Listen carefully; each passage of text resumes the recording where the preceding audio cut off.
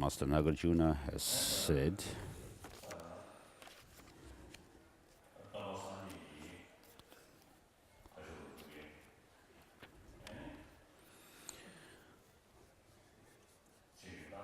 and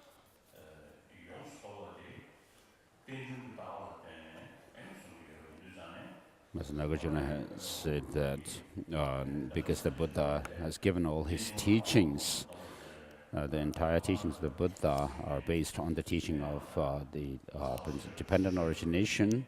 Therefore, in his verse of salutation in the Madhyamaka Karika, he has praised the Buddha for teaching dependent origination on his own. And then at the end of the Madhyamaka Karika, the treatise, fundamental treatise of the middle way, he also pays homage to the Buddha, feeling grateful for teaching dependent origination, saying, I prostrate to Gautama, who has taught out of his compassion the holy Dharma to rid us of distorted views.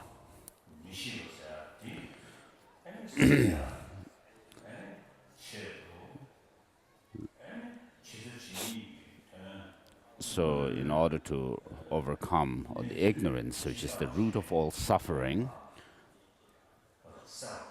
by teaching very clearly the suchness of things, very clearly,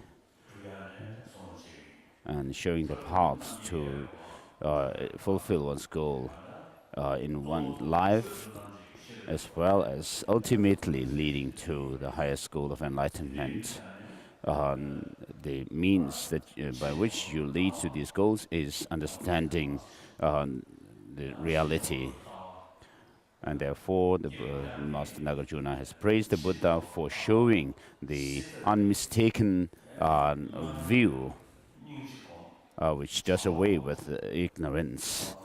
And in order to do away with distorted views in its conceptions, you cannot do it merely by praying or through rituals, but you have to understand and gain insight into the reality of things. And that's the only way, which is very clear to everyone.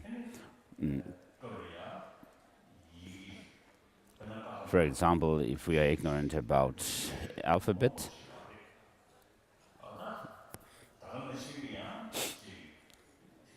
and then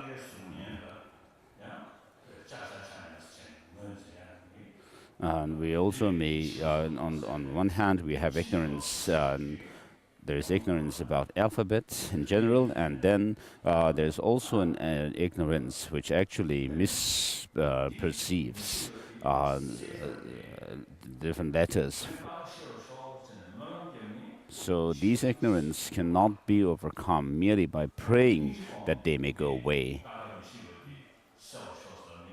And also, if you this will not go away by meditating and cultivating compassion, nor by meditating on deities, nor by doing prostrations. Now, this ignorance about the alphabet has to be dispelled by knowing the alphabet. So the ignorance about reality, the multiplicity of things, as well as the suchness of them, this ignorance has to be overcome by developing the insight and understanding, the knowledge of the multiplicity of things, as well as suchness of things. And therefore, Master Nagarjuna says, the Buddha has taught the sacred Dharma in order for us to get rid of all the distorted views. And so, with regard to view, there are the views with regard to the varieties of things, the multiplicity of things, and also views in relation to the actual reality of things. And so why did the Buddha teach all these give all these teachings is he didn't impose his own ideas on the disciples, but he taught in accordance with the mental predispositions of the different disciples. Whatever accords with the mental dispositions of the different disciples, he gave these different teachings.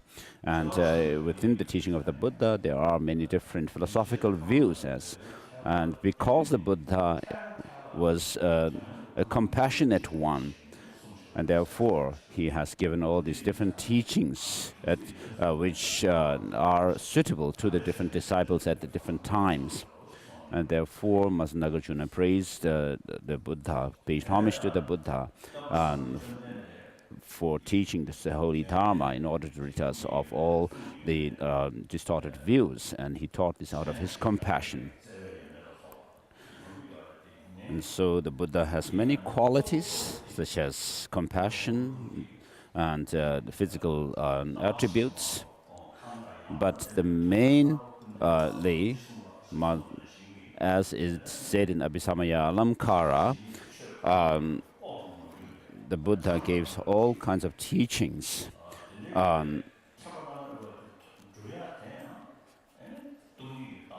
So it shows that he has an unexcelled wisdom, and so why that has happened is because of having meditated and cultivated wisdom of emptiness, which in turn is meant cultivated for the purpose of the complete goal. And the Buddha has done that, and we need this, and therefore the essence of Buddha's teaching is the combination of the unity of compassion and emptiness. The animals, of course, cannot do much because of lack of intelligence.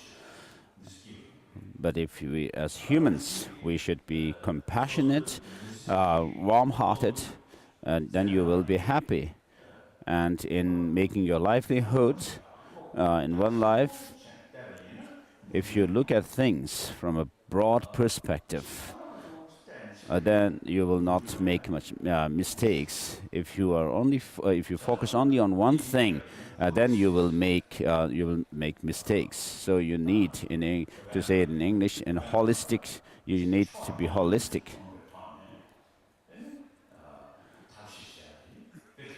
So it is very important to try to look from various perspectives and try to solve achieve one's goals. So the reality is that things happen due to many different causes and conditions, and therefore in order to see the reality of things, you have to look at it from various dimensions, various angles. What are the causes, what are the reasons to bring about some things. So if you look at, for example, dice, you'll see its different faces. One face has 3 dots, and others have another has 6 dots, and still another has 2 and 4 and 5 dots, and so forth. So you'll be able to say, oh, a dice has this many sides, and on each side are this many this and this number of dots, and so forth. You cannot say a dice has only 2 dots in it, and accordingly, if you try to use that knowledge to pursue your goal, it will not be fulfilled. And therefore, in our world, in order to make our livelihood, we cannot pursue it merely with selfish goal. So in order to fulfill one's own goal, because we live in a world where we are dependent on others, you will not be able to fulfill one's own goal as well, and therefore disregarding others' benefit, others' welfare, and trying to fulfill one's own goal is against reality. Whether it's a good thing that you want to pursue or a bad one that you want to pursue, those things happen because of many causes and conditions. And therefore, if you look at things from a broader perspective, knowing all the different dimensions, then you will actually be able to see the reality and be able to fulfill your goal. And therefore, dependent origination is not just about religion as such, which the Buddha has taught. So what is shown is that things are dependent on one another. And therefore, when you understand things from the point of view of interdependent nature of things, then you will have a very holistic perspective. So as followers of the Buddha, from lifetime to lifetime, we have to set our goal as liberation and omniscience. Even a non-believer, in order for them to have a happy life, they should have a warm heart, a good heart. This is taught in all the religions. But in Buddhism, why altruism is taught is because we don't want suffering, but want happiness. And suffering and happiness come from their own causes and conditions, and not without any causes and conditions. And therefore, if you think of others' welfare, you draw the maximum benefit. If you have harmed somebody, if you, because of anger, you may feel some satisfaction for having been able to hurt or harm somebody, but deep down you will never have true satisfaction. So if you harm somebody, it's quite natural to humans to feel very uncomfortable.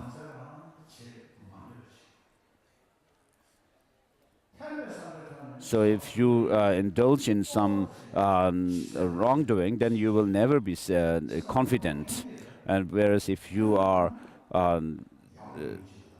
altruistic, if you think of helping others, then you will be transparent and with others. So you will feel very comfortable within yourself. Whereas if you harm others, you will feel uncomfortable. In society also, someone who is kind is considered good. A short-tempered person is not considered good as such. So this is not about religion. This is about reality. Even dogs and cats, for example, a dog which actually barks at every other dog is not considered, doesn't get friends. Whereas a dog may be big, but if that dog is calm, then the other dogs also come around it.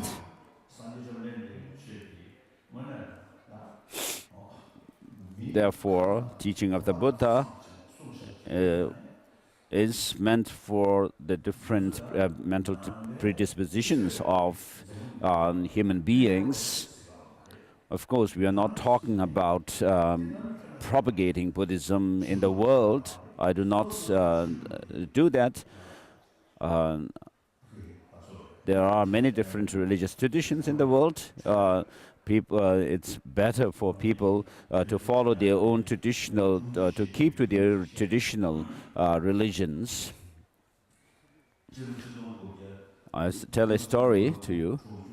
In 1959-60, when we first came into exile, we didn't have much, many means, different means to make our living. And many people actually worked as road builders, whereas people from Lhasa, lay people, uh, young, those who were able to escape into exile. So many of them were from Lhasa area, and then later people from the western part of Tibet fled into across the borders, and they were able to escape with their family. And then the parents worked as road builders in those days, and many children died, and many people also had great difficulty, and many died as well. And so one of the people who were road builders was from the western part of Tibet, and he was a Tibetan official.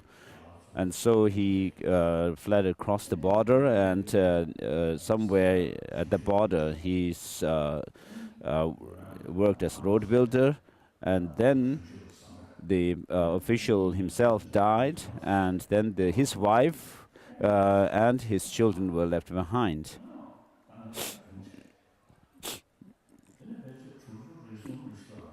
And then in around 63 or 64, the mother came to see me,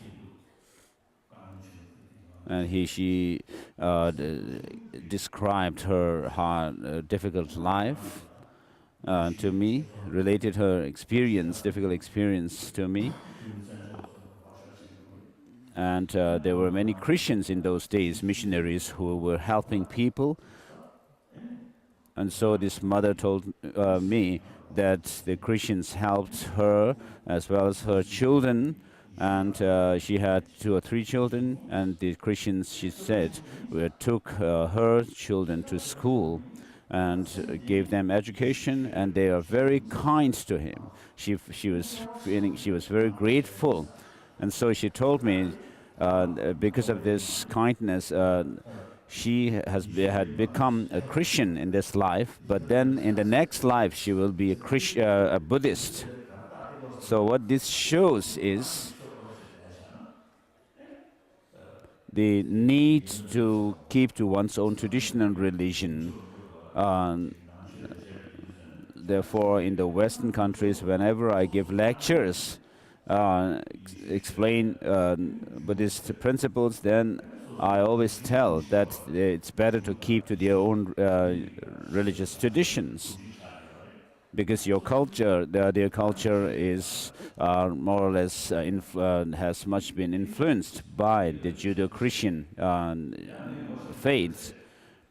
And so, but then some of my friends come to Buddhism, and then they actually criticize Buddhism later, and therefore it is better to always keep to one's own tradition and religion generally. But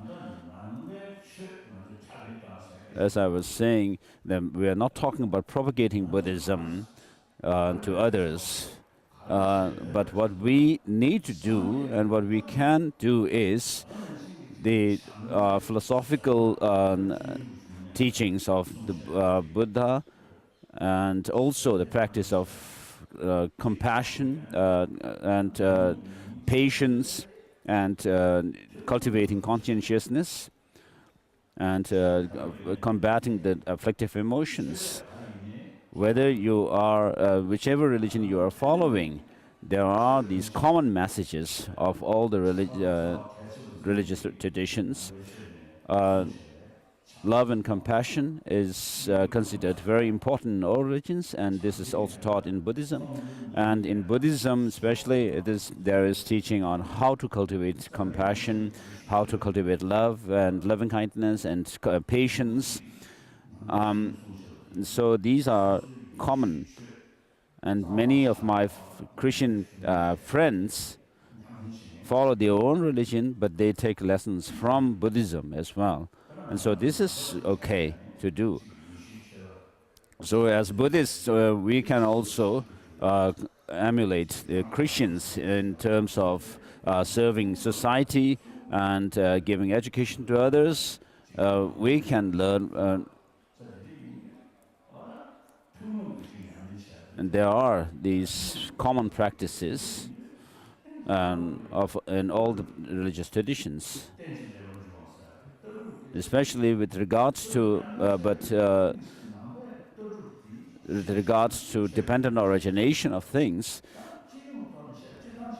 Buddhism uses it for our religious practice, but in general, dependent origination can be explained without touching religion as such, and many scientists also admire it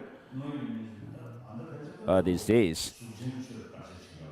So of course, science is focused mostly on physical things, physical phenomena, but not very much on the mind or consciousness.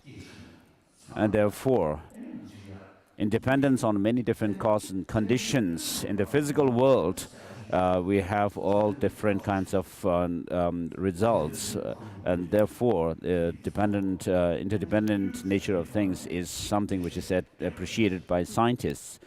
Therefore, we can explain many things on the basis of the dependent origination.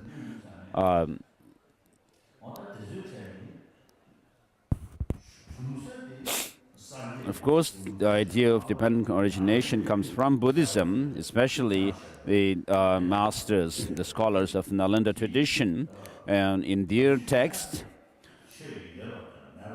But it can be used by everyone, without whether they are believers, non-believers, or even atheists, because it is very helpful to know the reality. Therefore, as Buddhists, what we should think is, we should not think of propagating Buddhism, but we should, from the teaching of the Buddha, what we can use to help the world, what we can contribute in terms of giving wisdom. And so we have to think about this. And even in the reality, when we recite the verse of refuge and bodhicitta, we make prayer to help all sentient beings. Whereas while we pray, whereas praying to benefit all sentient beings, if we really don't take care of the world, and just disregard whatever is going on, and even letting the world rot, that is not good.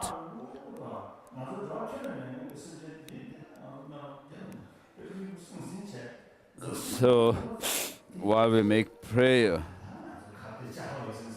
while we pray to help all sentient beings, we cannot just think of beings in other worlds, but while thinking bad of the people and beings in this world, thinking how I can actually overcome this and that person, my enemies, and forth.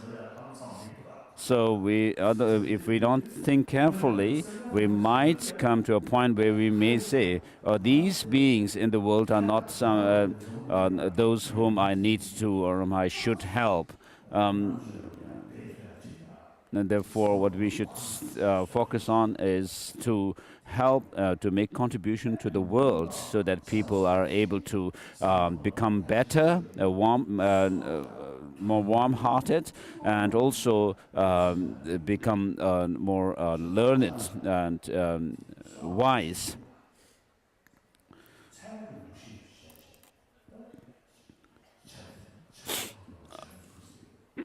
If you look in the world, there is so much killing going on. The animals that are killed for meat and so forth are looked at as if they are like toys, and there is no life at all in them. If you are not compassionate and kind to other animals, then until you suffer physically, and you may not feel compassion towards other human beings as well. And so the practice of compassion is for your own well-being as well. So if you are compassionate, you draw the benefit. Of course, material development is important, but we also need to promote love and compassion. And therefore, the teaching of the Buddha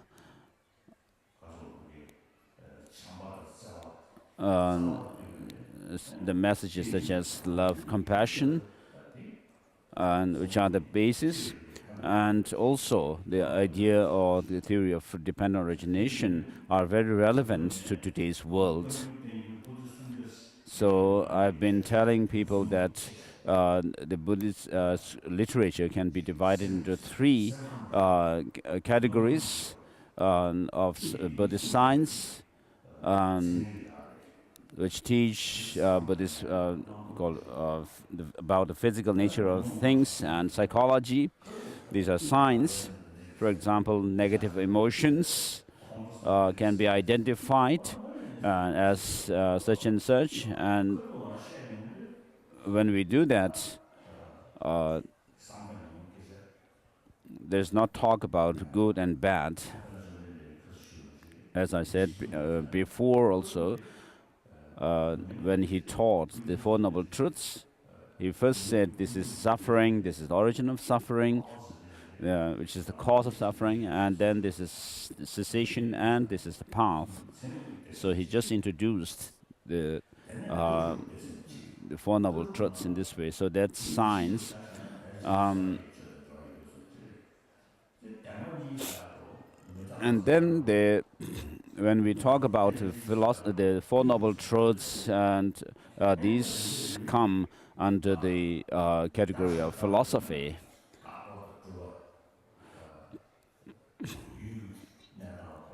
And then we also make distinction between what are known as the positive phenomena and negative phenomena.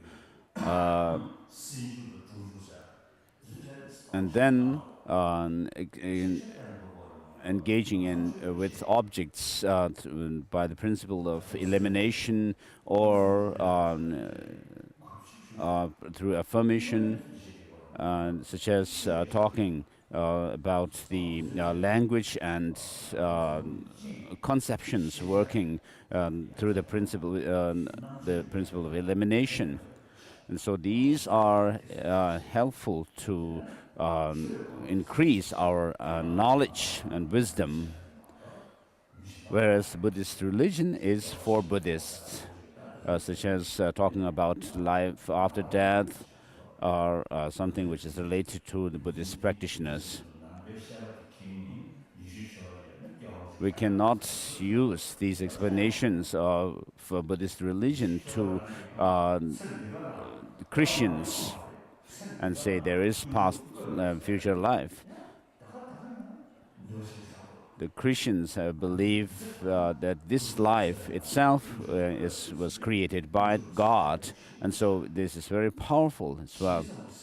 So that to feel, to have a closer feeling towards God, and accordingly they will actually follow the will of God. And as I said before, because of different mental predispositions, to some people, the teaching on a creator, saying that the theistic religions are much powerful. So Buddha gave his teaching in accordance with the mental dispositions of his disciples. So he gave all these different teachings. Therefore, when it comes to religion, as Buddhists, we should practice Buddhism, Buddhist religion, whereas Buddhist science and Buddhist philosophy, through them we can actually make contribution to the whole world. And therefore, many of the contents of the over 300 volumes of Ganjur and Tenjur can be used to help and make contribution to the world. So after having studied these texts and having gained knowledge through study, listening, as well as reflection, so this kind of knowledge can be considered as a treasure of the whole world. So for the last 50 years, I've been meeting many people, atheists, non-believers, as well as believers, and mainly many scientists and scholars and experts. So after meeting with them, although I don't know much, I don't know science, nor modern subjects, nothing I know of these. I started learning English and since 1940.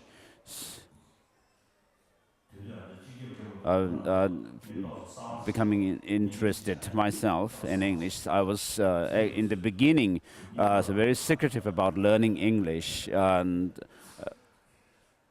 the elder people in those days were not so appreciative. Maybe they thought that if the Dalai Lama, the young Dalai Lama, learned English, he might turn atheist or something like that. And then I also learned Chinese. So then, in the meantime, I had to stop learning English while learning science, because Chinese didn't like it. So in other words, I started learning English since 1940s, but I don't know. Still, I don't know much English.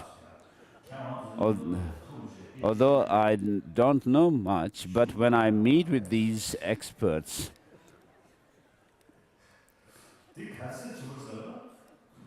I don't fall far behind them. Why that is so is because of learning the over 300 the contents of the over 300 different literature, and also especially learning them through logic and epistemology, following Dagnaga and the Jamakitti's tradition. And therefore, because of being able to do investigation into things and find reason to prove things, I've been able to point out that when listening to the scientists and experts about their explanations, I was able to relate them through reason. So when I interact with scholars and experts and scientists, I am not far behind, and therefore these literature that we have are very good for increasing our knowledge and wisdom. And many of these scientists and scholars are experts in their own, specialists in their own field.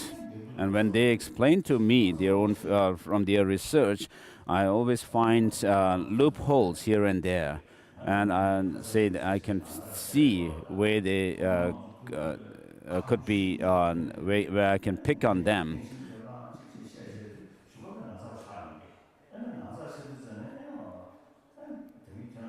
And then after having become very close to them, then I try to point out that you explain so and so, and if this is the case, then shouldn't it be like this as well? And if it's A, it shouldn't be the B, and so forth. So when I draw such conclusions, or then they say that. They say that, oh, now I have to think about this again. As we usually say in Tibetan, rubbing your head and saying like that. And therefore, the knowledge that we have in Tibetan is something which we can is very useful for the whole world to open up people's mind and increase their wisdom. Now, in a few days, there is going to be a meeting. I'll have a meeting with some scholars and scientists in Delhi on the 14th of January, and then from the 17th of January, I'll have some discussions with scientists in Drepung in South India. And so many scientists and scholars, intellectuals are paying attention to Buddhism. So what I was saying, trying to say was, in essence, the teachings that Buddha gave in accordance with their mental predispositions, if we could share it with others to open up their mind and increase their wisdom, it is very good. Otherwise, trying to set up Buddhist centers, Dharma centers here and there, and try to propagate Dharma is not going to be so good. There may be, of course, many, of course, there are many Westerners and foreigners who have found conviction in the teaching of the Buddha through reason.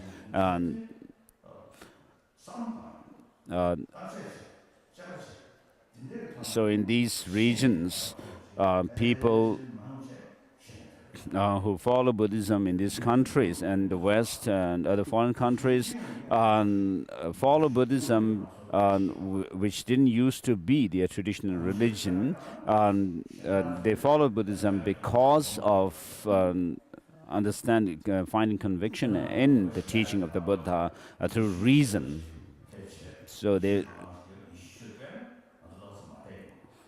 So if we were to, if someone were to build a Christian church in Tibetan soil, we would not feel so comfortable, would we? And so similarly, it is the case with the other countries where they have their traditional Christian tradition to build Tibetan monasteries and so forth. They will not like. But what we should do is to try to do our best to contribute to their society from the heritage, the treasure that we have.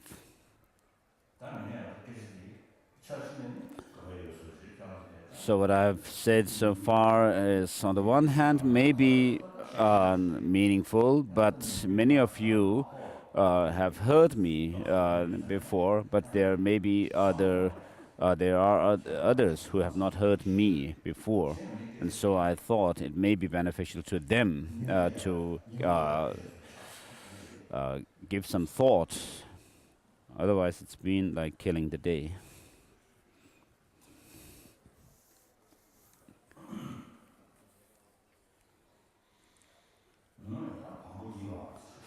So we are on page number 67, verse 87.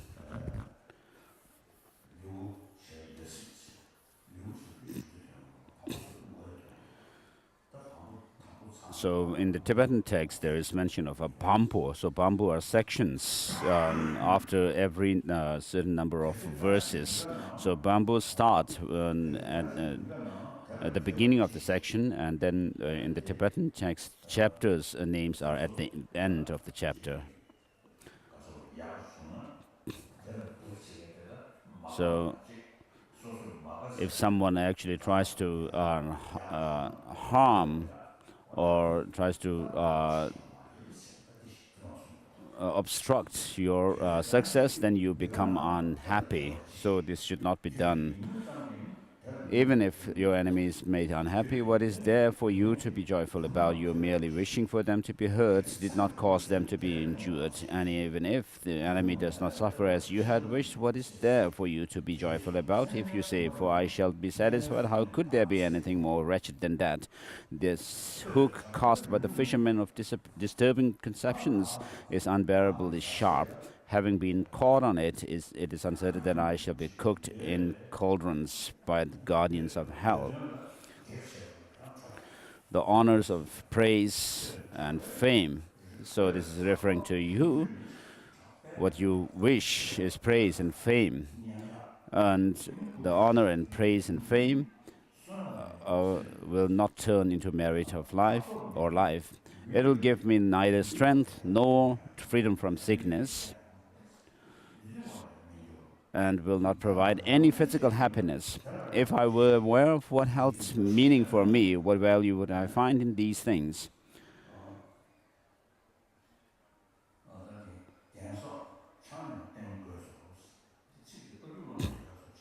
If all I want is a little mental happiness, I should devote myself to gambling, drinking, and so forth. If for the sake of fame I give away my wealth or get myself killed, what can the mere word of fame do then? Once I have died, to whom will they give pleasure? When the sandcastle collapses, children howl in despair. So when you are become too emotional of receiving for receiving praise or criticism, this should not be done. Likewise, when my praise and reputation decline, my mind becomes like a little child. Since short-lived sounds are inanimate, they cannot possibly think of praising me. But as it makes the bestower of praise happy, my reputation is a source of pleasure for me. Whether this praise is directed at myself or someone else, how shall I be benefited by the joy? Since that joy and happiness is theirs alone, I shall not obtain even a part of it. If I do not find happiness in their happiness, then surely I should feel the same way towards all. And if this were so, then why am I unhappy when others find pleasure in that which brings them joy? Therefore, happiness arises from thinking I'm being praised is invalid. It is only the behavior of a child. So when others praise you could be detrimental to you. Praise and so forth distract me. When others praise you and you become famous, then you become very proud. Your arrogance increases. And many of the people who study Dharma, the monks and nuns, when they were poorer in their studies, then they have less arrogance. Whereas as they go up the ladder of the classes, and they become more and more learned, and others praise them, then what they do is they become proud and arrogant, and then also they develop jealousy when they find others to be competitive.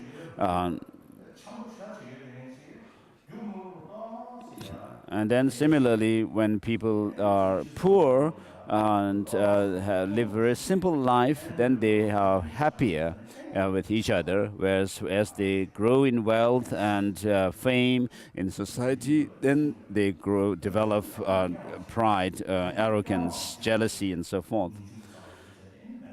And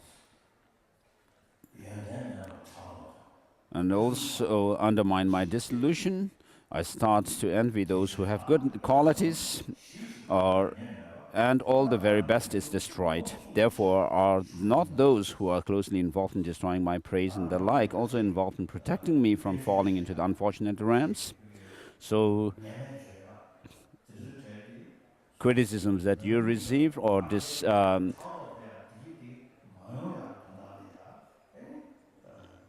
they help you and therefore protect you from becoming proud, arrogant, and so forth. I, who am striving for freedom. So what our aim is the temporary goal of us is higher rebirth, and the ultimate is freedom or nirvana and omniscience. Do not need to be bound by material gain and honor, so why should I be angry with those who free me from this bondage? Those who wish to cause me suffering are like the Buddhas, bestowing waves of blessings. So when others criticize us and pick on our faults, what they helps is it can you may say that it can be caused to obstruct us from cultivating merit. Then, as they open the door for my not going to an unfortunate realm, why should I be angry with them? But what if someone should obstruct my gaining merit with them too? It is incorrect to be angry, for since there is no fortitude similar to patience, surely I should put it into practice. So when others criticize you or despise you and you become angry and retort, you are actually destroying the opportunity and wasting the opportunity for practicing patience. The reason here is given is if due to my own failings,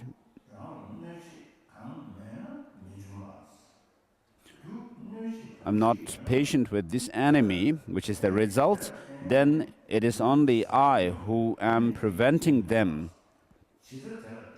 myself, from practicing this course for gaining merit.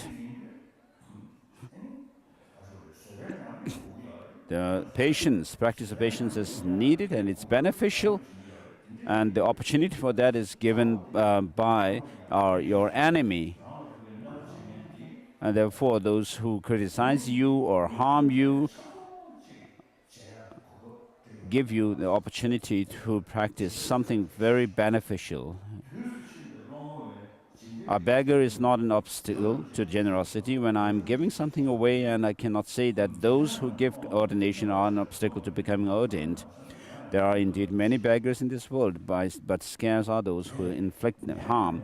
For if I have not endured others, few beings will cause me harm. Therefore, just like treasure appearing in my house without any effort on my part to obtain it, I should be happy to have enemies, for they assist me in my conduct in awakening. So you should be happy to have encountered your enemies who try to harm you. Not only that, because this enemy criticizes me because of his or her criticism and provoking me anger, and I too see the disadvantages of becoming angry and see the benefit of patience, and therefore because I am able to practice patience with them, these enemies who provoke me anger, they are worthy of being given the very first fruit of my patience, for in this way they are the cause of it. So the enemies do not have the wish to actually give you any favor. In order to make you practice patience, they don't have the wish for that to happen. But why should my enemies are venerated? Has no intention for me to practice patience. Then why venerate the sacred Dharma? So it's not about whether they have the wish or intention to help you or not, benefit you or not. If it were the case, then regarding the cessation, true cessation that you develop, it doesn't have any wish to help you or benefit you. But because it helps, because cessation helps you, and therefore we pursue it. And then why venerate sacred Dharma? But is it fit for practice?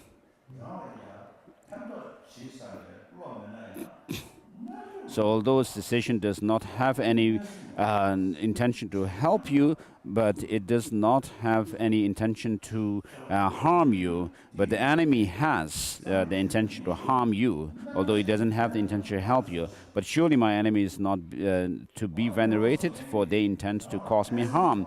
But how could patience be practiced if, like doctors, people always strove to be good?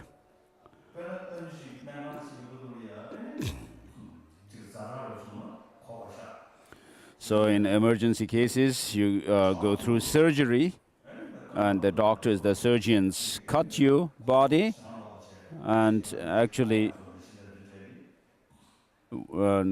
they take away or the different parts of the organs and so forth. Recently, I had an endoscope, so I cannot be angry with the doctors for having taken some small part of me for biopsy. And they said I have no problem with my digestive system. There's no disease. In the past, I had a gallstone taken away. So since then, I've been telling people that I am not a full human being. I don't have all my organs intact, because I'm missing the bile, gallbladder.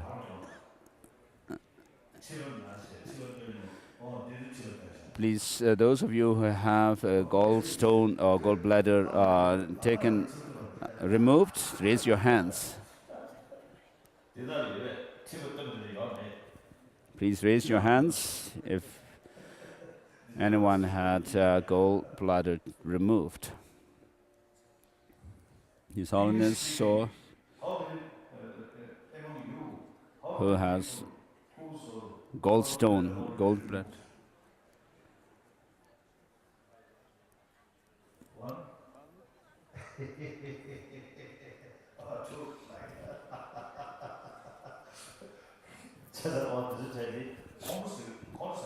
So you cannot be angry with the doctors for having removed these organs, because they are thinking of helping you. And so if, like doctors, people always strive to be good, thus since patient acceptance produces independence upon one with very little hateful mind.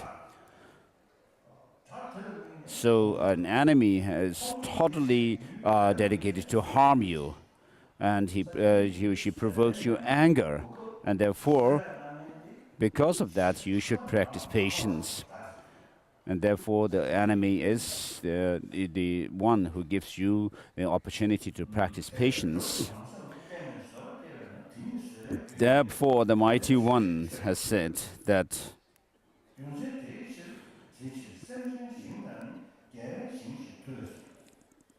the field of sentient beings is similar to the Buddha field, for many who have pleased them have thereby reached perfection. So including your enemies, all sentient beings who are poor sentient beings, and in relation to them, then you develop compassion, and then bodhicitta, and then you tread along the path and the grounds of bodhisattvas, and accumulate merit and wisdom. So all these are done in relation to and connection with sentient beings. And therefore, qualities of Buddha are gained from the sentient beings and the conquerors alike. So why do I not respect them in the same way as I respect the conquerors? Of course, we take refuge in the Buddha. We feel grateful for the sentient beings, for the Buddhas. But experiences like compassion and love come in relation to sentient beings. Because of suffering sentient beings, we can think of liberating them from suffering, and we can think of giving them benefit, and which is love. 이 산계가 어떻게 됩니까? 산계가 돌아야 돼. 근데 그 생존 능력인데, any 팬데 그 되게 산계가 어떻게 말도 초중들이 껴서 대상. So merely by taking by practicing the principle of taking refuge in the three jewels will not give you enlightenment, but in relation to sentient beings, it will you will gain enlightenment. And then the great qualities, the excellent qualities of Buddhas and Bodhisattvas, where do they come from? So Chandrakirti mentions that he praises or pays homage to great compassion, because the sacred Buddhahood and also Bodhicitta, they come from great compassion. You cannot practice compassion in connection, in relation to the Buddhas. You may have some compassion in relation to arhats, but compassion is mainly generated in relation to sentient beings, suffering sentient beings. And therefore, all excellent things that we experience come in relation to sentient beings. But what if someone obstructs my gaining merit? Oh, sorry. Of course, they are not similar in quality of their intention, but only in the fruits. So, of course, Shantideva is saying that he is not equating sentient beings with Buddhas for having the equal knowledge and good qualities, but because of their kindness to you.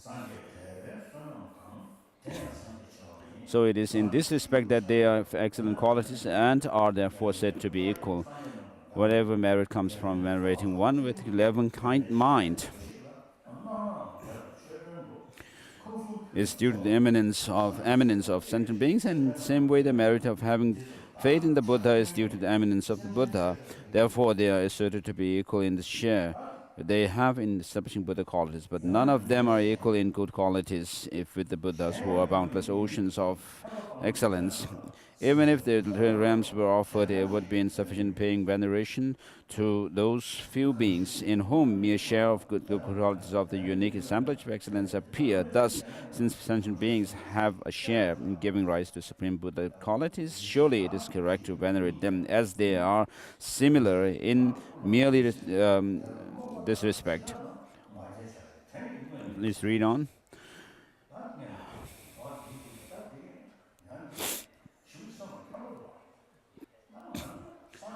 So, thinking along these lines, verse 19 onwards, 21, 22, very beneficial.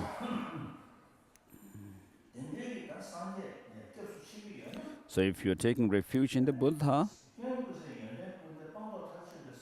who has all the good qualities and who's free from all defects,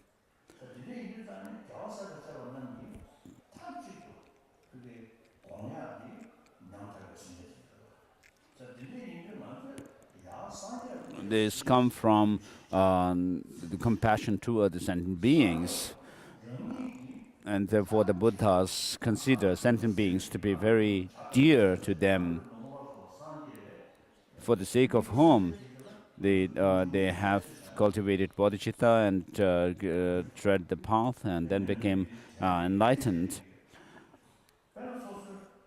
So if while venerating the Buddhas and Bodhisattvas, if we disregard sentient beings, what would it be like to the Buddhas? What would they think about us? So if you like, if you invite some people to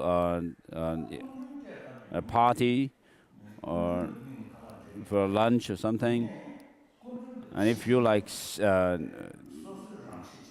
chili, but without thinking about your guests. If you put lots of chili in the food, what would it be like? Even ordinary people will not appreciate this. So you have to consider your guests and whether they like chili or not, and you have to know them and accordingly do offer the food. So the Buddhas and Bodhisattvas protect sentient beings.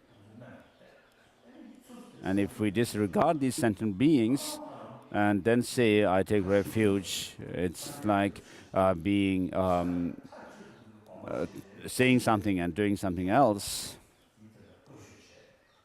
And if we use them or bully the sentient beings, and what we say and what we do are incompatible. If you have faith in the Buddha, then you should also respect sentient beings who are seen as the same child of a mother by the Buddhas and Bodhisattvas.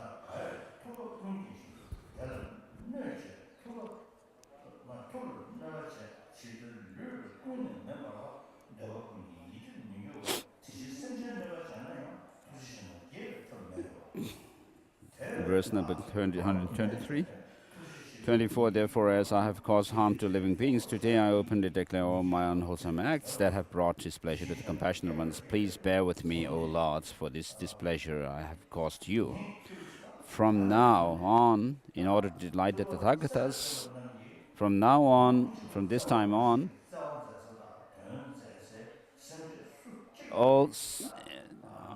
I will not harm even a single sentient being who are cared for by Buddhas and Bodhisattvas from now on, in order to delight the Buddhas. And I will actually serve the sentient being, become their servant. And delight the Tathagatas, I shall serve the universe and definitely cease to cause them harm. Although many beings may kick and stamp upon my head, even at the risk of dying, may I delight the protectors of the world. There is no doubt that those with the nature of compassion regard all these beings the same as themselves.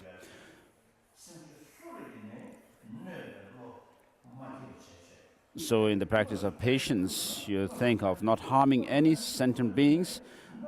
If you can help them, you help them, but not harm them at all. Regard all these beings. Furthermore, so if you do that, then this is the main practice which will please the Buddhas.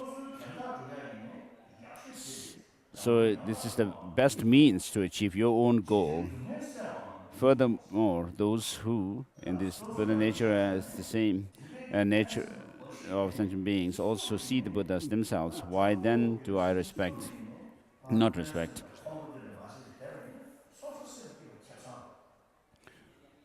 So if you are harmed by your enemies and if you don't retaliate and stay calm, then you'll be happy. So pleasing living beings delights the Tathagatas. And so when you find someone very, very patient, and people would say, actually praise them, saying, oh, this person is very difficult to get angry, and he's very patient and resilient, and so forth. And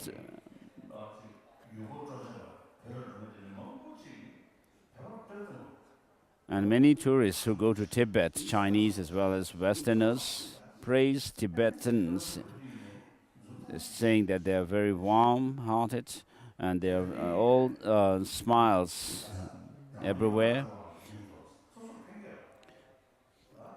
It perfectly accomplishes my own purpose as well, it says. So this is true. So even if you meet with the provocations, if you don't let it provoke you or disturb your mind, then you will be have peace of mind. So in such a state of mind, then you will be able to think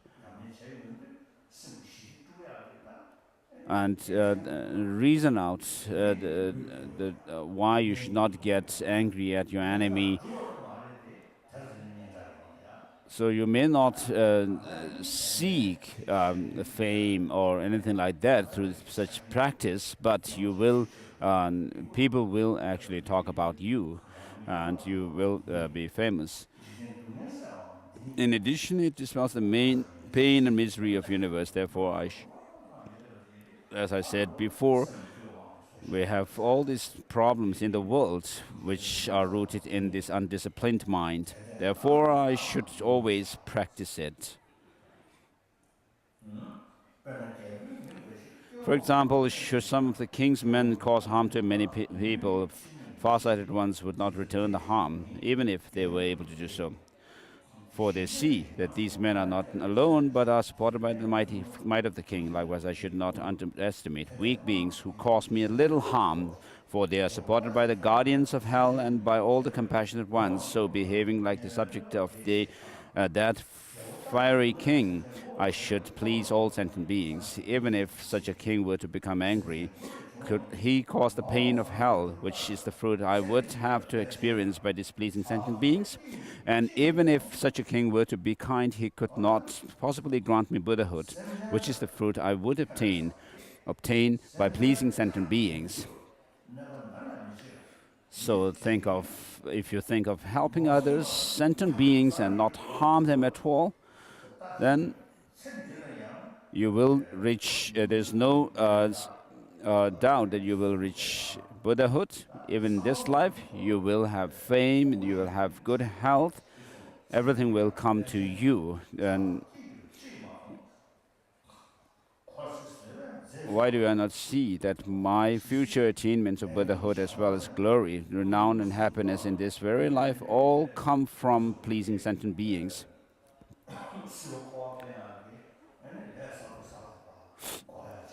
So having overcome by reducing the negative afflictive emotions, and you reach you progress along the path, and being able to overcome all the negativities. But even with when you are not at such a stage, if you can reduce them, negative afflictions, it will be helpful. So while in cyclic existence, patience causes beauty, health, and renown. Because of these, I shall live for a very long time and win the extensive pleasures of a universal chakra king. So we are not resorting to scriptural authority alone, but using lots of reasoning to practice patience. So this is the 6th chapter.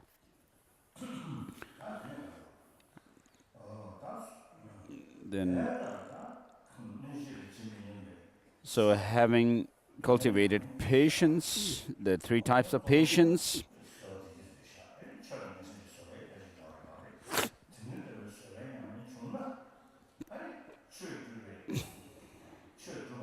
Patience of accepting suffering, and also patience of ascertaining the Dharma or truth.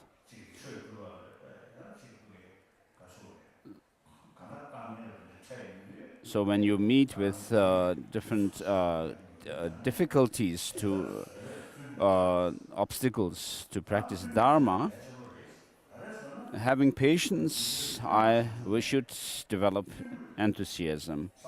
For awakening will dwell only in those who exert themselves. So even in one lifetime, to have good knowledge, you have to put lots of effort over many years. You cannot become an expert or a scholar within a short period of time. So scientific and technological advancements have happened over many hundreds of years.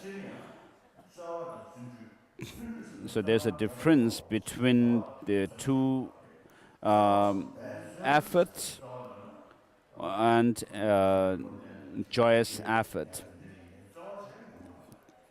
So Dzolwa, or mere effort, can be put in relation to even bad things. But Zundu joyous enthusiasm is related to virtue. Just as there's no movement without wind, so merit does not occur without enthusiasm. What is enthusiasm? If it it is finding joy in what is wholesome. It is opposing factors. Its opposing factors are explained as laziness, attraction to what is harmful, and despising oneself out of despondency. So, with regard to the first one, because of attachment to the pleasurable taste of idleness, because of craving for sleep, and because of having no disillusion with the misery of cycling existence, laziness grows very strong. So we talk about people being lazy. Um, Sometimes we become complacent, saying, "Oh, we can do it later."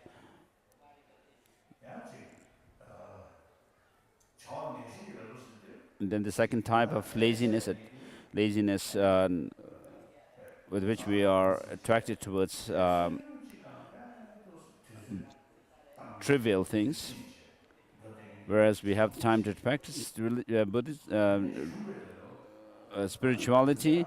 We do not do that, but we get carried away by some trivial things. And then, when it comes to practicing the Dharma, you become discouraged, thinking, oh, the paths, the means that you have to cultivate are very difficult, and then it's also difficult to reach the goal.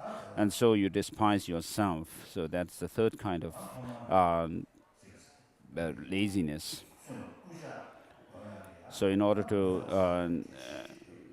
to encourage yourself, enmeshed in the snare of disturbing conceptions, I've entered the snare of birth. Why am I still not aware that I live in the mouth of the Lord of Death? Do I not see that he is systematically slaughtering my species? Whoever remains soundly asleep surely behaves like a buffalo with a butcher. When having blocked off every escape route, the Lord of Death is looking for someone to kill. How can I enjoy eating? And likewise, how can I enjoy sleep? For as long as death is actually approaching, then I shall accumulate merit. So this is talking about the death of impermanence of death and inspiring yourself.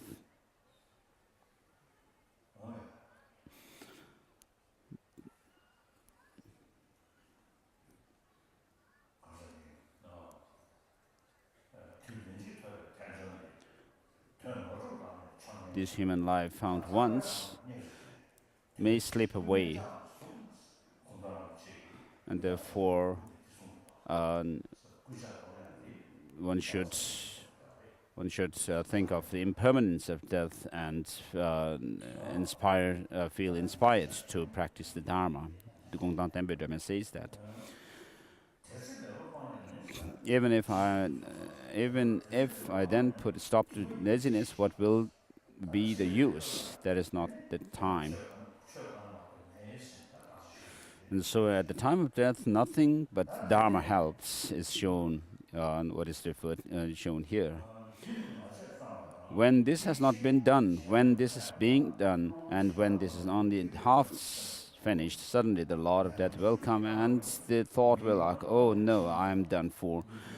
Their faces flowing with tears and their eyes red and swollen with sorrow. My relatives will finally lose hope, and I shall behold the vision of the messengers of death, tormented by the memory of my wrongdoings and hearing the sounds of hell.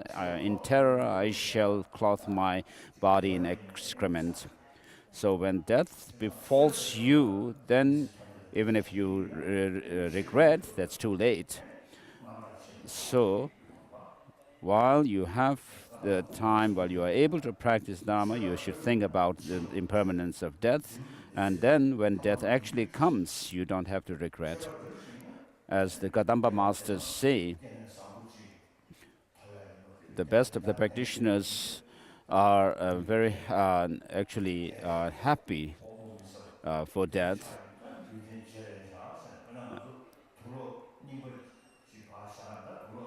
And then and intermediate practitioners are not so unhappy. And then the practitioners actually think that it's like um,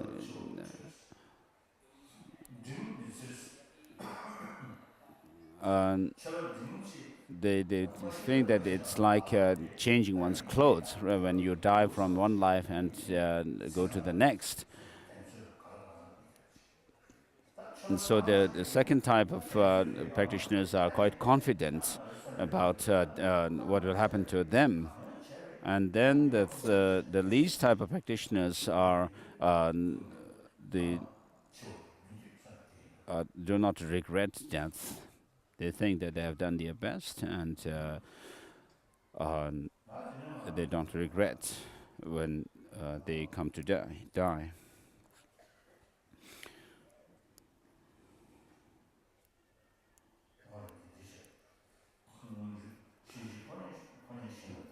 And I shall be tormented by memory of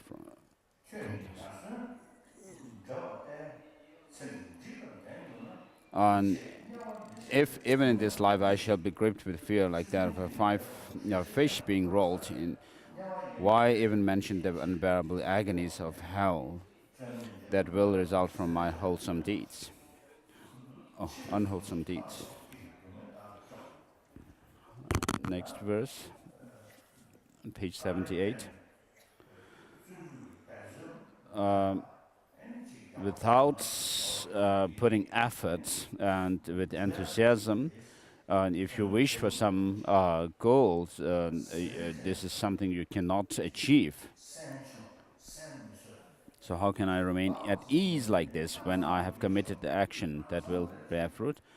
In my delicate infant's body encountering boiling acids in the hell of tremendous heat, much harm befalls those with little forbearance, and so who are easily disturbed, provoked, and those who want results without making any effort.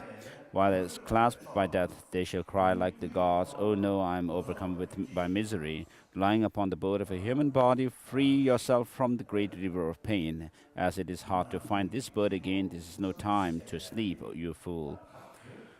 And so distraction will has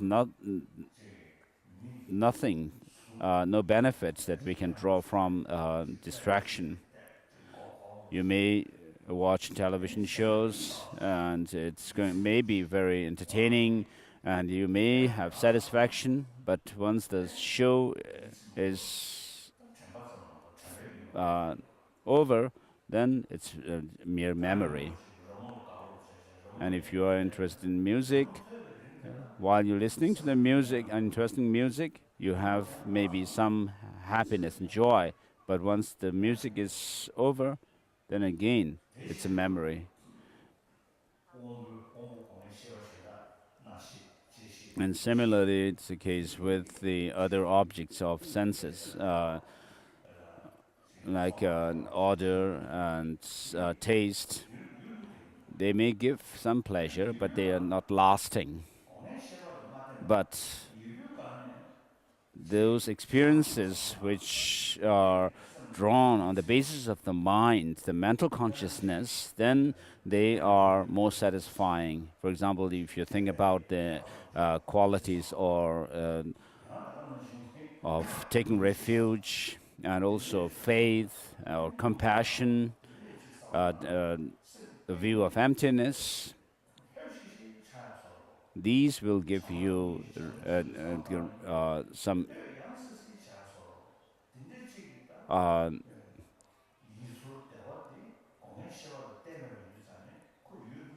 relaxation. And therefore, since they are not based on sensory experiences as such, they are more stable.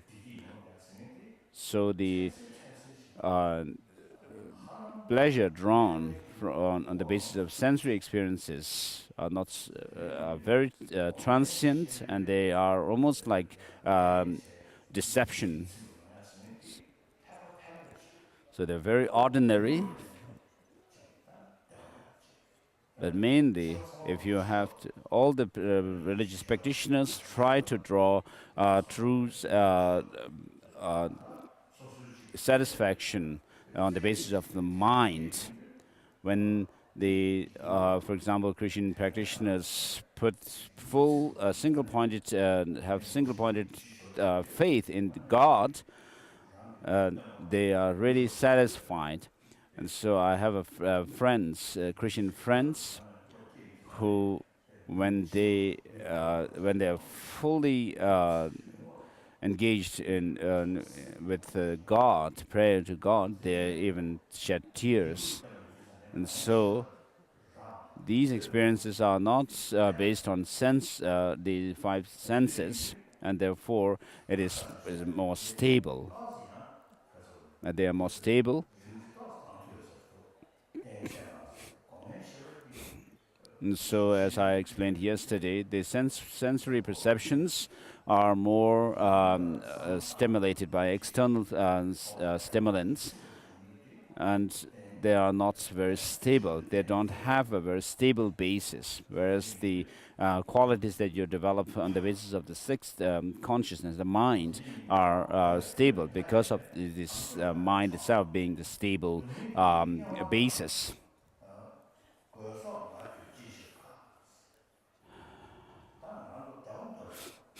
So we all want happiness. Verse number 15 read. So if in order to have a very strong and powerful and stable happiness and joy, and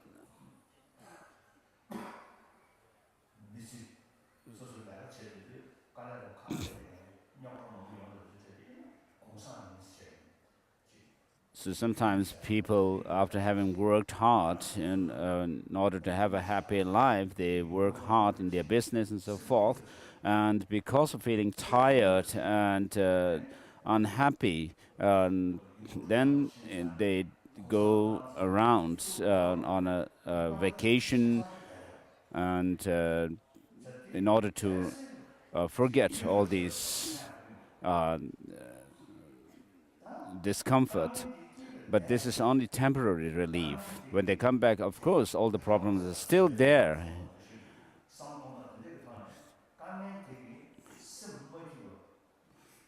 So when you are unhappy, when you have problems, if you can make yourself so strong that you are not swayed by these problems, then these problems with themselves will not disturb your peace of mind at all. And so, while being amidst problems, if you can keep your peace of mind, then it is very beneficial, very powerful. So, everyone, if you try to shun some pain or suffering or problems by distracting yourself with some entertainment, it's very temporary relief, temporary means to overcome. So it's like taking some pain reliever.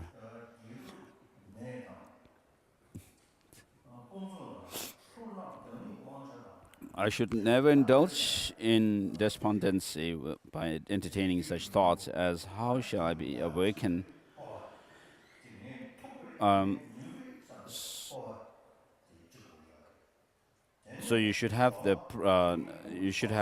pride that confidence that you can do things, and then you should also have mindfulness and introspection,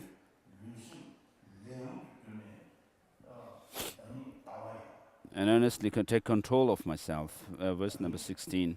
Without indulging despondency, I should gather the support for enthusiasm and earnestly take control of myself. So this is showing how to cultivate enthusiasm or the joyous effort.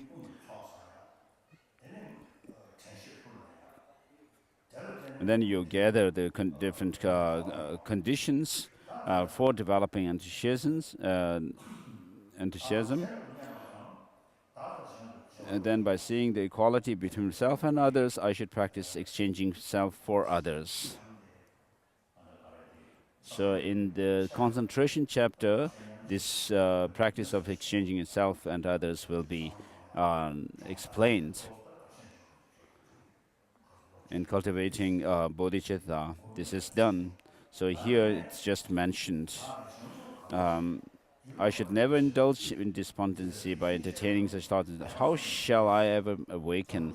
How the Tathagatas who speak what is true have uttered this truth.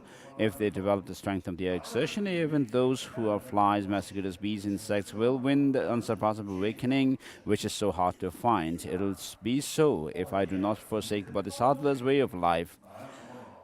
So one of the main reason for us to be confident about the practices is because of the Buddha nature. The very nature of the mind being such that the defilements are not in the intrinsic nature of the mind.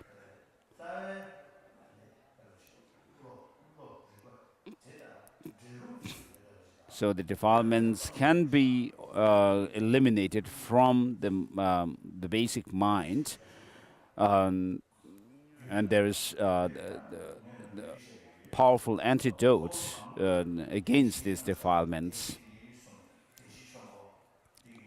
So with regard to the teaching of the Buddha, first he taught the Four Noble Truths, and then gave the second, the Buddha turned the second wheel of Dharma, which is the Perfection of Wisdom Sutras. As I said, during the first turning of the wheel, the Four Noble Truths, the Buddha showed the selflessness of persons. And then things are actually taught to have self-characteristic features. Whereas in the second turning of the wheel, the Dharma, the Buddha taught that there is no self-characteristic features of self-defined characteristic of the phenomena. And so the Perfection of Wisdom Sutras teach that things, emptiness,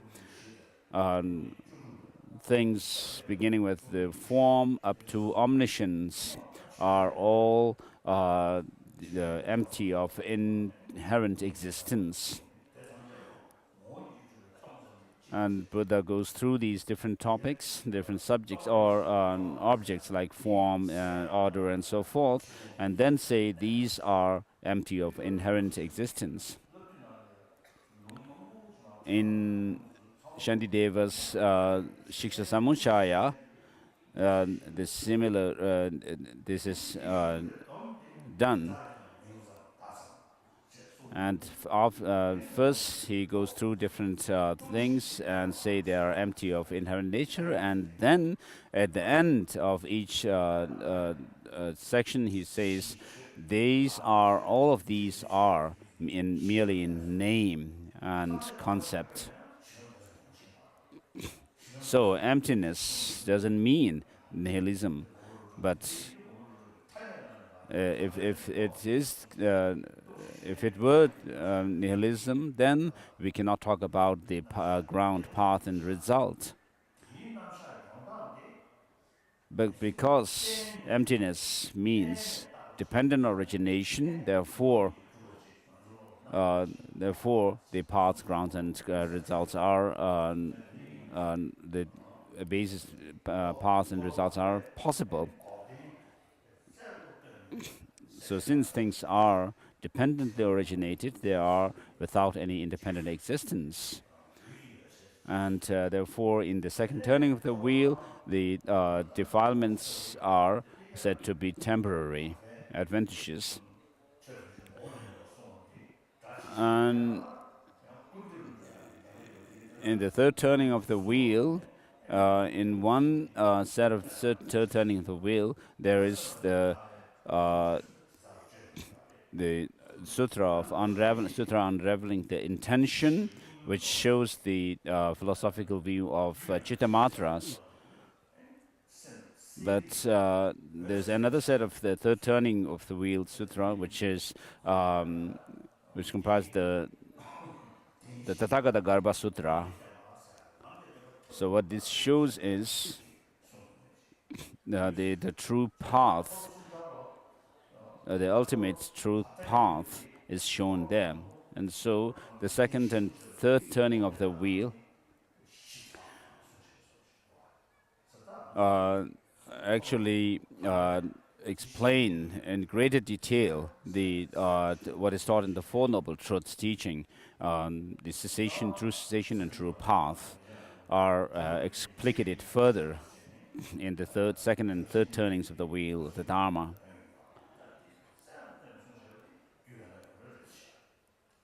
And so in Abhisamaya Alamkara, there's teaching on the Buddha nature, and the same verse is also found in Mahayana Uttara Tantra.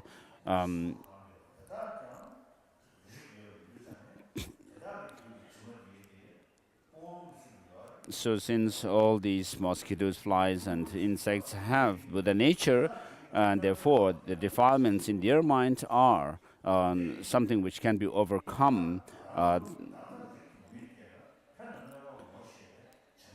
And so, if that is the case, it says, if I do not forsake the Bodhisattva's way of life, why should someone like myself, who has been born in the human race, not attain awakening, since I am able to recognize what is beneficial and what is of harm? Nevertheless, it frightens me to think that I may have to give away my arms and legs. So when these practices are mentioned, then you may feel frightened. Without discriminating between what is heavy and what is light, I am reduced to fear through confusion. So what is said in the Ratnavali, the jewel garland by Nagarjuna, is very helpful to increase the power of one's wisdom and method, which is also mentioned in Madhyamaka Avatara by Chandrakirti. So until you reach a point where you are able to give your arms, legs, and your body, you are not actually prescribed to do so in the Bodhisattva practice. So without discrimination, for over countless myriads of eons, I have been cut, stabbed, burnt, and flayed alive innumerable times, but I have not awakened. So these the hardships that you go through in the process of cultivating the path, there is an end to them.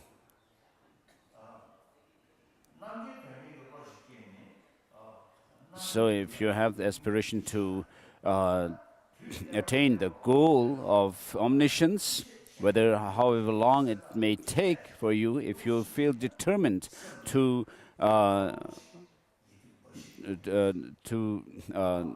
single-pointedly pursue that path leading to the goal, then you will have true contentment, satisfaction, which means not just being having some kind of a pleasure, but a pleasant experience, feeling, but you feel that whatever you are doing is always good for you. You are doing something worthy, and therefore your life has become meaningful. And in this way, if you go from lifetime to lifetime, you will approach closer and closer, nearer and nearer to Buddhahood. Yet the suffering involved in my awakening will have a limit. It is like the suffering, for example, it is like the suffering of having an incision made. So if in order to take out some diseased an organ, and in order to remove and destroy greater pain, even doctors eliminate Doctors eliminate illness with unpleasant medical treatment, so in order to overcome manifold suffering, I should be able to put up with some discomfort. Yet, the supreme physician does not employ common medical treatments such as these. With an extremely gentle technique, he remedies all the greatest ills. At the beginning, the guide of the world encourages the beings of such things as food. Later, when accustomed to this, one may progressively start to give away even one's flashes. At such a time when my mind is developed to the point of regarding my body as like a food, then what hardship would there be? So having forsaken all transgression, then there would be no suffering, and due to wisdom, there would be no lack of joy. But my own mind is afflicted by mistaken conceptions, and my body is caused harm by unwholesome deeds. So,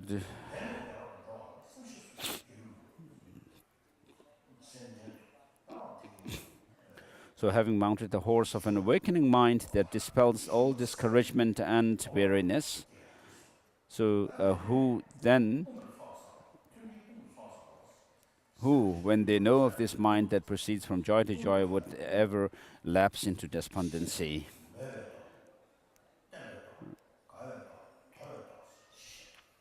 So next verse are talking about gathering the forces of to practice this path. The supports when working for the sake of living beings as aspiration, steadfastness, joy, and rest.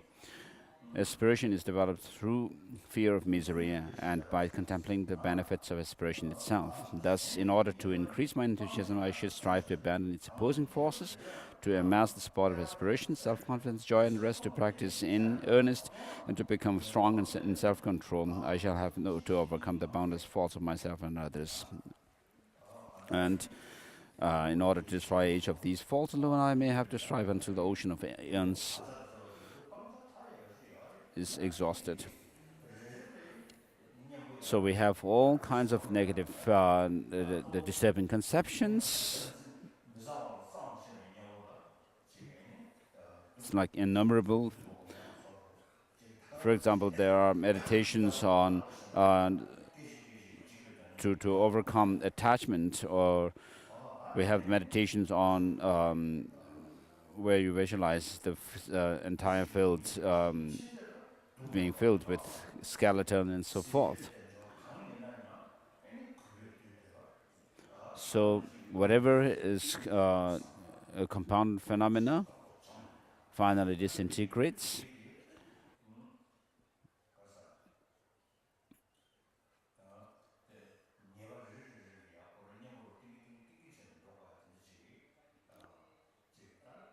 So there are all these many different wrongdoings or faults against which we have all kinds of antidotes to each of them.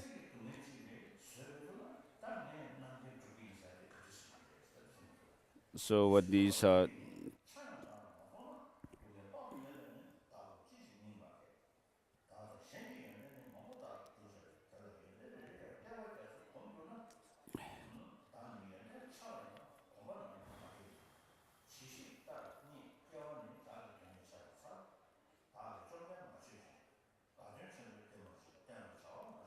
verse 37.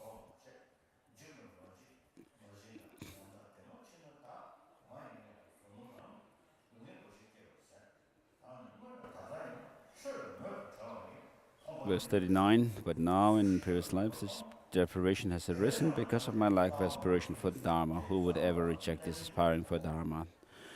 40 also finished. 41. Physical pain, mental unhappiness, all the various kinds of fear as well as separation from what is desired all arise from an unwholesome way of life. However, by committing wholesome actions which are motivated by aspiration in the mind, whenever I go, wherever I go, I shall be presented with tokens of fruits.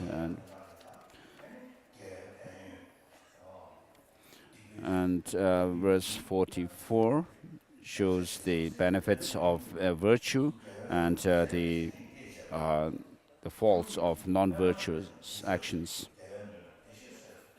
대외 신시기를 방법을 쉬를 양사지.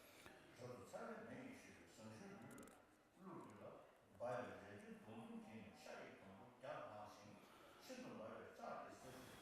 통 매기 먹고 나 대대 수상이 대가 몇이니 그걸 보고 자.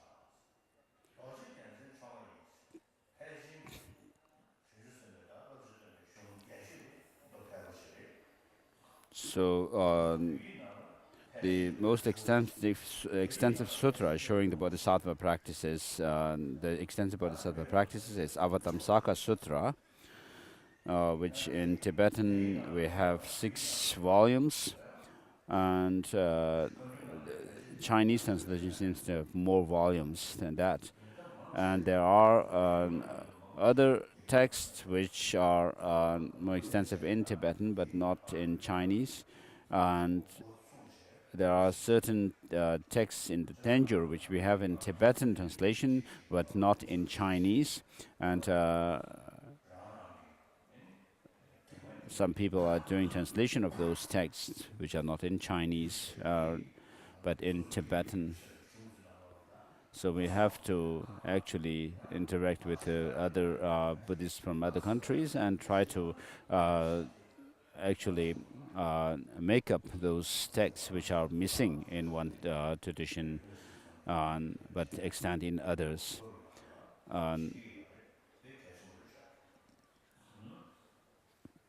So in Varanasi University, this project is being carried out. So therefore I should aspire for virtue, and with great respect acquaint myself with it. Having taken the wholesome manners in the Vajradhaja, I should then proceed to acquaint my mind with self-confidence. First of all, I should examine well what is well done, to be done, to see whether I can pursue it or cannot undertake it. So you always have to check when you have to do something, you have to check whether you should do or not, and you should do. What are the difficulties that you may encounter, and then you should decide whether you should actually pursue it or not. If unable to do it, it's best to leave it. But once I have started, I must not withdraw. So many of us start some project and then leave it in the middle. In the middle of the project, we just give it up. So this should not be done. And so having checked whether you can do something or not, well, then once you find that you can do it, then you decide. And there's a Tibetan saying which says,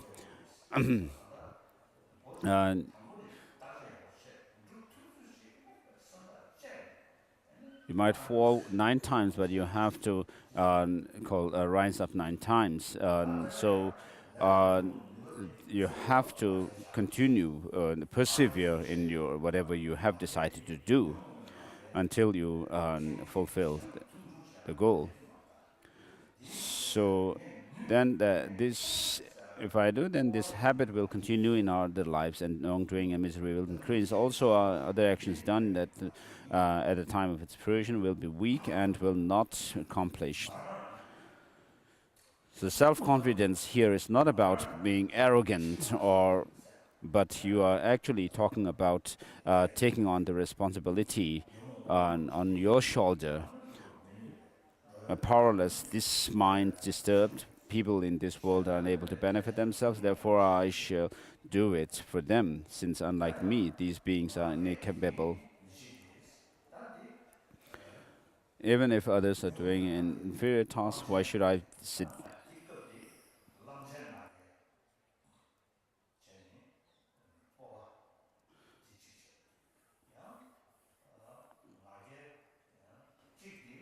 So there is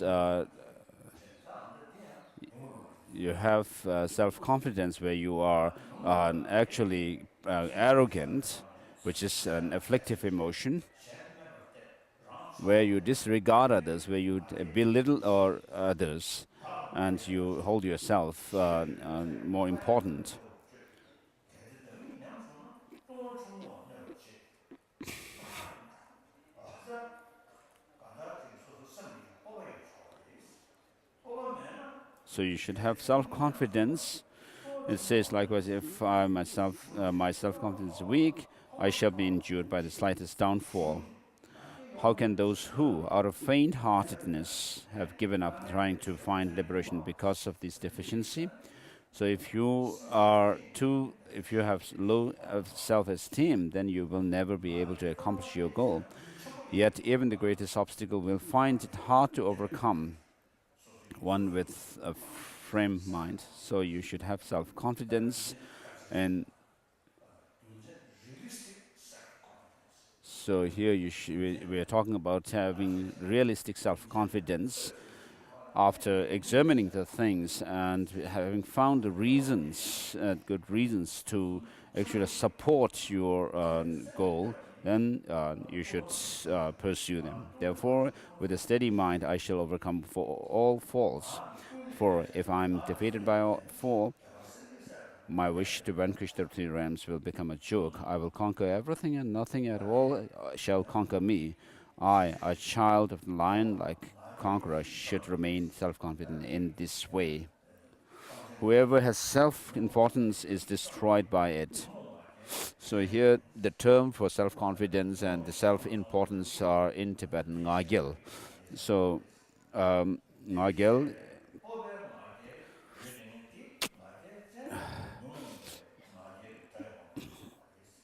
So with the self-confidence, it is not going to be the self-confidence. When you have self-confidence, that self-confidence will not be an afflicted mind, afflictive emotion as such. Whereas the former are under the sway of the enemy of self-importance. Inflated by disturbing conceptions of my self-importance, I shall be led by it to the lower realms. It destroys the joyous festival of being human. I shall become a slave, eating the food of others. Stupid, ugly, feeble, and everywhere disrespected, tough people bloated by conceit are also counted among the self-importance. Tell me, what is more pathetic than this? So what you are saying in these is that you will not let yourself be swayed by the afflictive emotions, but then you saying that you will actually defeat them.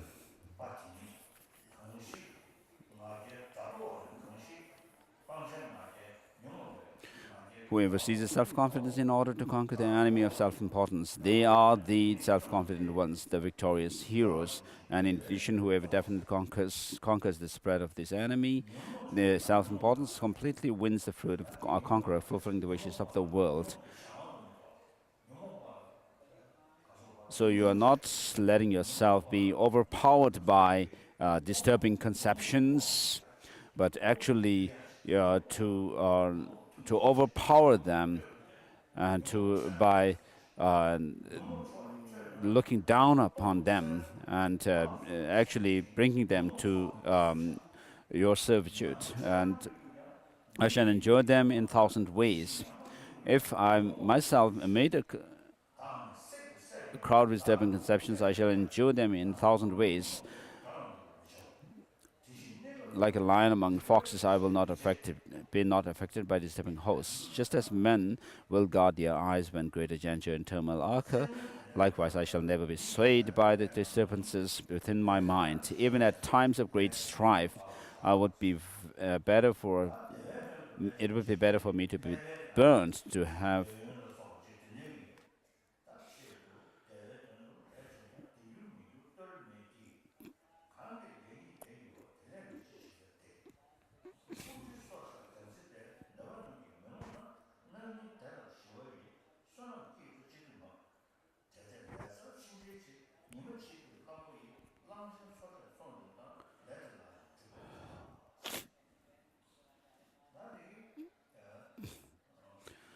verse 66 finished.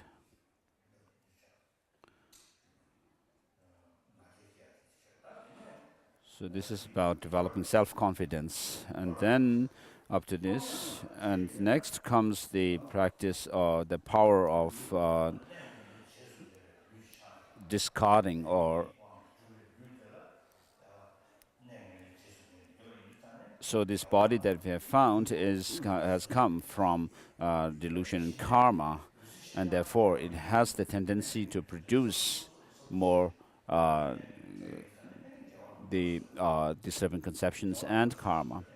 Whereas when the disturbing conceptions wear out, then you will reach a state where you have no difficulty overcoming them. So when my strength declines, I should leave whatever I'm doing in order to be able to continue with it later. So when you are doing some practice, your mind feel tired bodily and physically, mentally. Then you take rest in order to be able to continue the practice later. Having done something well, I should put it aside with the wish to accomplish what will follow. So when you do your practice, you should actually do them in stages. So as you pursue the former practices, the earlier practices, then and builds up, then you should progress further and further. Uh,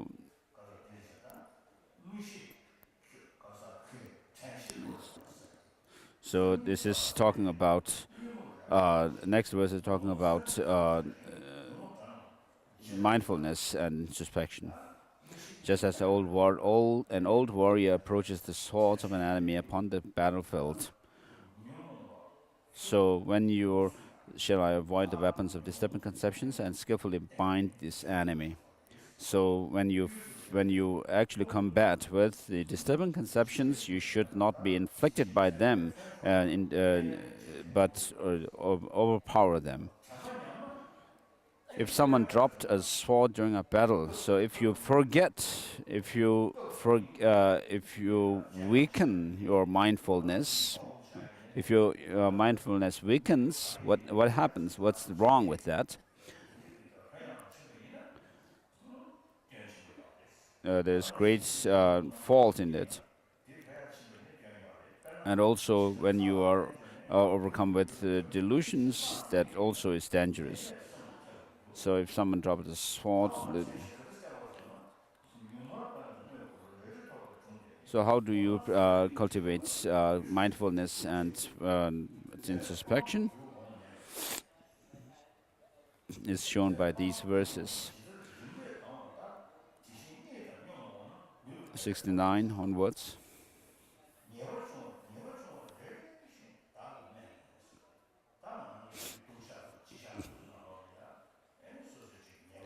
So when we recite the Sutra of the Three Heaps or the General Confession, we usually mention the different negative actions and misdeeds we have committed one by one.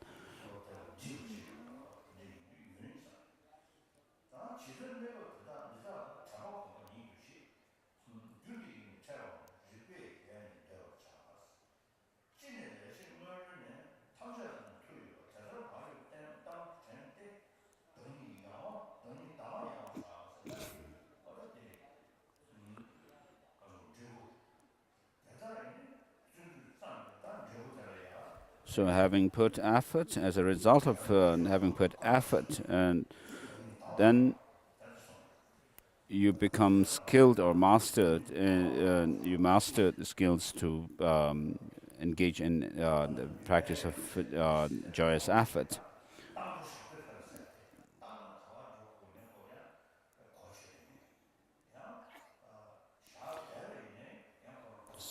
So this is with regard to the verse 75. So where you become, your mind becomes very serviceable to put to task, to work on meditation.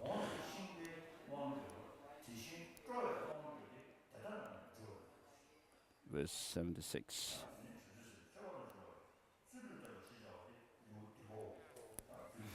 So this is the 7th chapter.